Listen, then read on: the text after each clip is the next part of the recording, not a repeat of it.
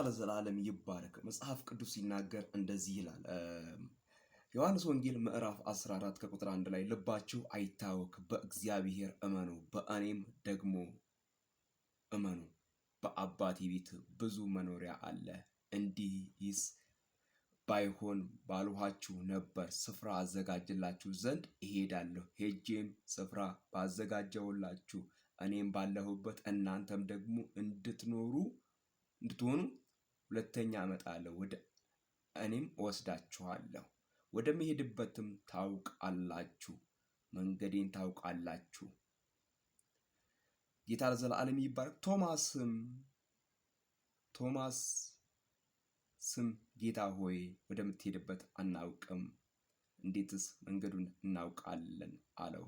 ኢየሱስም እኔ መንገድ፣ እውነት፣ ሕይወት ነኝ፣ በእኔ በቀር ወደ አብ የሚመጣ የለም። ኢየሱስ ጌታ ነው።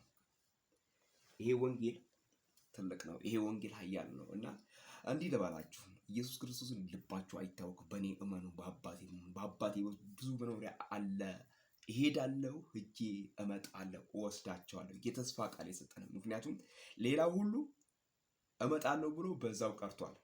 ሌላ ሁሉ አድናለሁ ብሎ ሞቶ ቀርቷል። ኢየሱስ ግን አለው፣ በአባቴ ቤት ብዙ መኖሪያ አለ። ስለዚህ እንዲህ ልበላችሁ፣ መዳን በሌላ በማንም የለም። እንድንበት ዘንድ ከሰማይ በታች የተሰጠን ስም ኢየሱስ ነው። የልጁ የኢየሱስ ክርስቶስ ደም ከኃጢአት ሁሉ ያድናል። ይህንን ወንጌል ነው የምንናገረው። ሌላ ምንም ነገር የለም። ኢየሱስ ያድናል። ኢየሱስ ያድናል። ብታምን ትድናለህ፣ ባታምን ይፈረድብሃል፣ ትሞታለህ። እውነት ይሄ ነው። ወንጌል ይሄ ነው። ኢየሱስ ጌታ ነው። ስሙ ለዘላለም ይባረክ። ስሙ